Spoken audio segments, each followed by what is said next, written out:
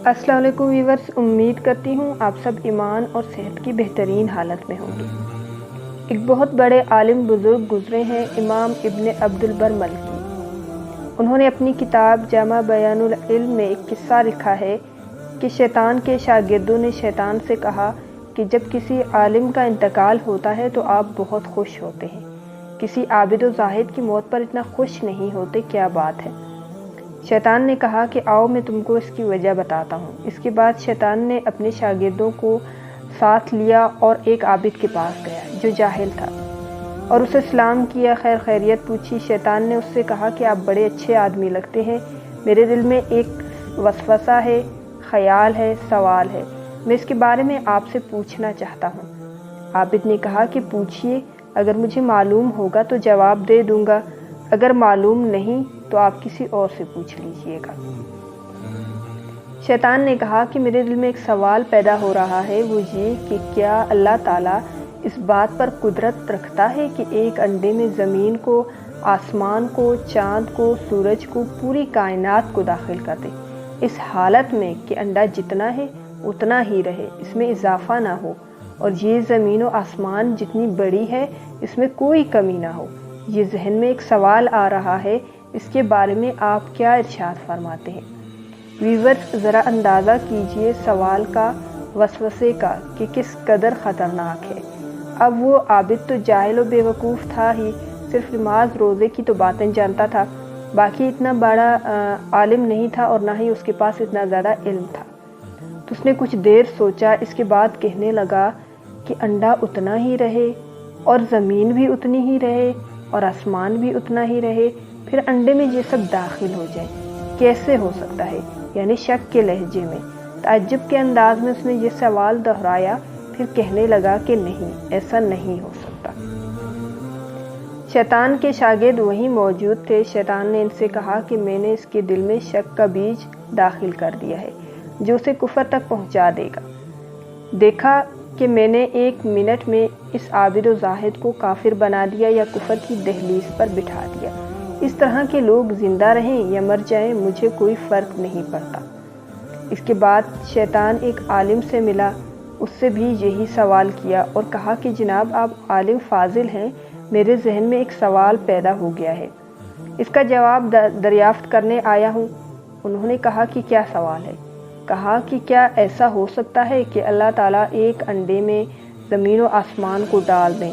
تو ان سے عالم نے کہا کہ اس میں کیا تعجب کی بات ہے کہ انڈا اپنی حالت پر اسی طرح ہو، زمین اور آسمان بھی اسی طرح ہو، پھر اللہ تعالیٰ انڈے میں ان سب کو داخل کر دے، یہ کوئی تعجب کی بات نہیں ہے۔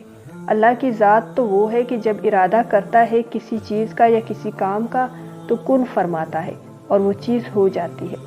پھر اس عالم نے یہ آیات پڑھی جو قرآن پاک میں ہے، اور جب وہ اللہ تعالیٰ کسی چیز کا فیصلہ کرتا ہے تو اسے کن کہتا ہے تو وہ ہو جاتی ہے، اس لیے مجھے یقین ہے کہ ایسا ہو سکتا ہے، اس میں کوئی بات شک و شبے کی نہیں ہے۔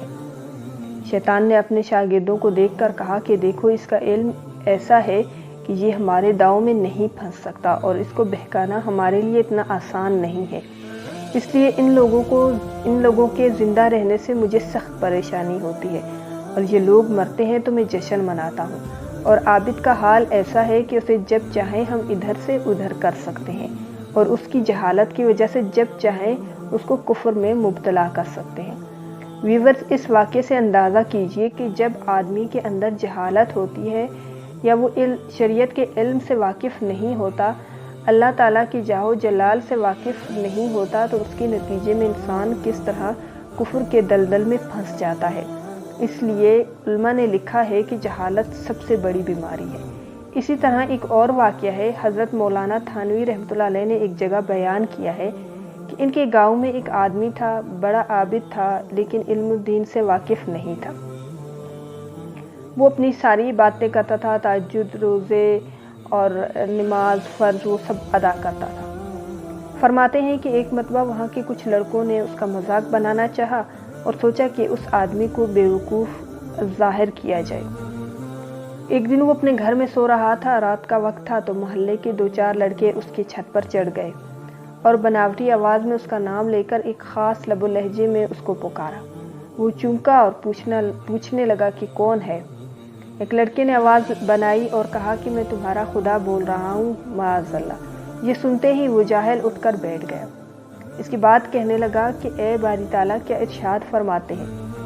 تو اس نے کہا کہ تیری عبادت مجھے بہت پسند آ گئی، اس لیے آج سے ہم نے تیرے سے نماز معاف کر دی ہے۔